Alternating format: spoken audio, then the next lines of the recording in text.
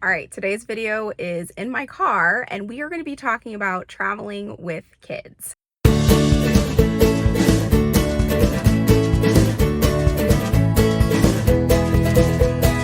we there yet? All right, number one worked a lot better when our kids were younger than it does now, but we still do this sometimes.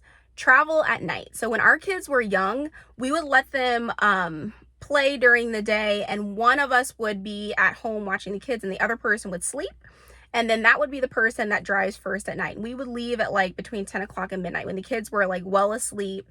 And the reason it worked better when they were little is because we were literally like putting them into like a carrier and loading them in the car, or we were like picking them up because they were so tiny and like putting them in the car seat gently to like try not to wake them up or not wake them all the way up.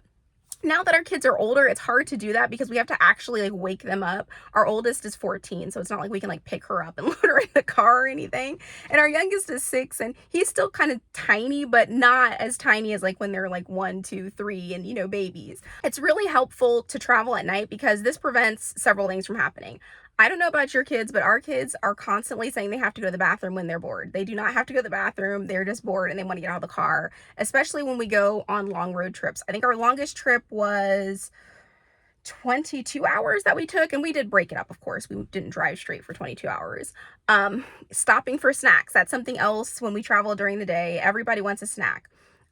Tip number 2 is to pack snacks with you. And even with that, the snacks that we packed weren't good enough. There's McDonald's or there's Wendy's, or now like our older kids, there's Starbucks. I want to stop there.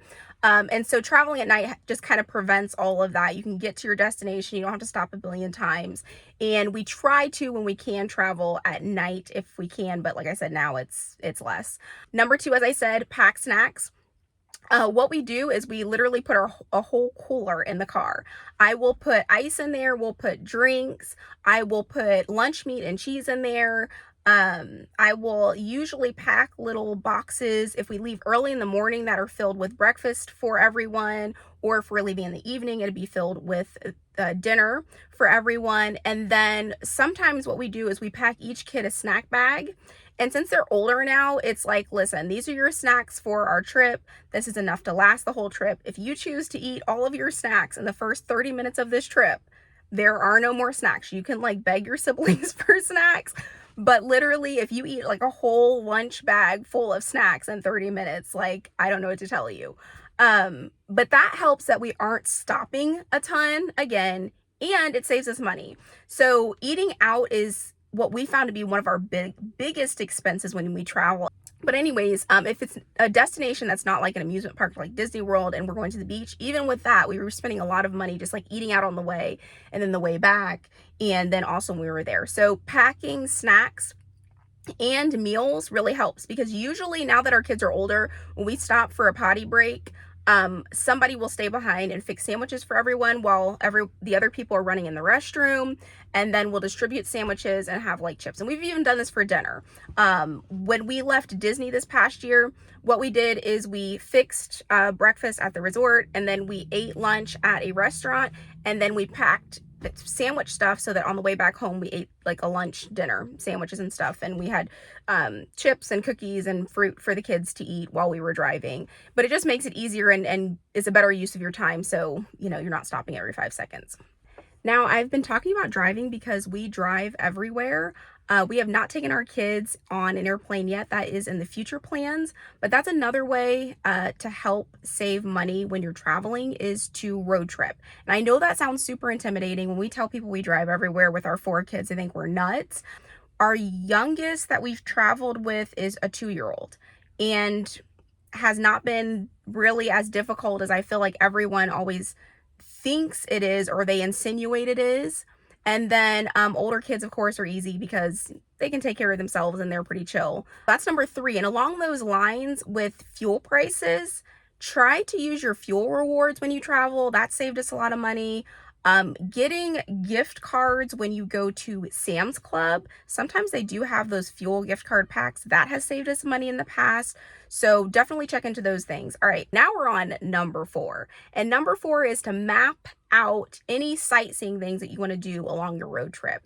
Sometimes the kids will need to get out and stretch their legs, and it's just more fun to stretch your legs if you have a purpose, right? You're not just like stopping at a rest stop or whatever, but you're looking at something super fun, and that kind of helps everybody if they're getting grumpy in the car to reset before you get in the car and continue on with your trip. Number 5 is kind of along those same lines.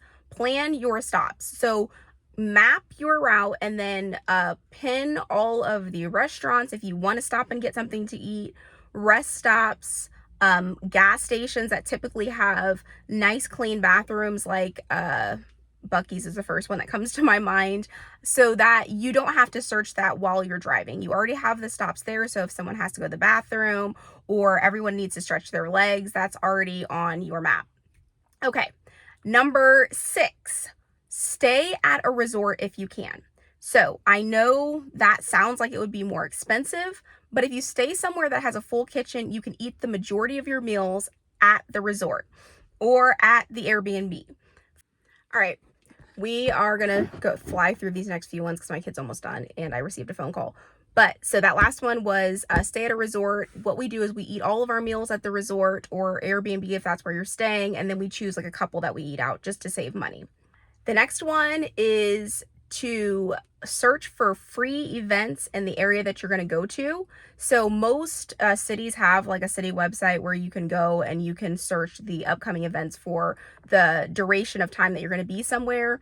And usually you can find a filter that's free, or sometimes they have a list of cheap things to do, and search that before you go. There are tons of free and cheap things all around this country for you to do, on top of things that are always free and cheap. Sometimes on special holidays, you'll notice that museums will be free, like on, say, it's usually not Memorial Day, but like on President's Day or Martin Luther King Day.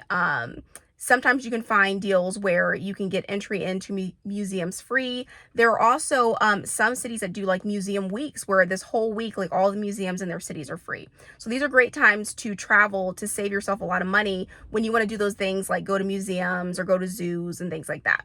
We're almost to the end. So the next one is consider taking a family member with you. This has been a huge blessing. Sorry, I'm talking super fast because my daughter is getting ready to come out and we need to run. But this has been a huge blessing for my husband and I, because there have been trips that we've taken that we have had the blessing of being able to enjoy a day to ourselves or even go out to dinner because we have brought a family member with us, so we could walk around the resort together and have some quiet time, or go out and enjoy a quiet dinner together. And so if you have a family member like grandma or grandpa or an aunt or an uncle that would love to travel with you and you have space, they're getting a free trip, right? You're not going to charge them for your accommodations, or, because you've already paid for it, and they're doing you a favor by hanging out with the kids for a day or two so you and your spouse can connect. That is a great way to take the stress out of traveling with kids too, to give both of you a breather. Now that's not always possible, and so on those chill out days, we like to stick to the kids' bedtimes, or at least tell them that they have to be in wherever they're staying, their room, quietly, so my husband and I can just take some time to even play a game together or watch a show or just talk. All right, the last tip, this isn't so much for making it stress-free, but just something that we like to do is make our trips educational. So along the lines of searching the city website to see if there's anything free or cheap, search to see if there are any I cannot talk today. Search to see if there are any educational places for your kids to go, and try to integrate, especially for us homeschooling families, any learning that you can in it. Another thing is having your kids plan out the trip to practice their map skills, to plan out the budget and the gas, to practice their financial literacy. These are great ways to get the whole family involved and integrate some learning. Y'all, I'm going to leave you today. I am hot out here in Georgia. I got to pick this girl up. But as I always close these, and I sincerely mean it, I hope that today you are enjoying the road of life. I will see you next time.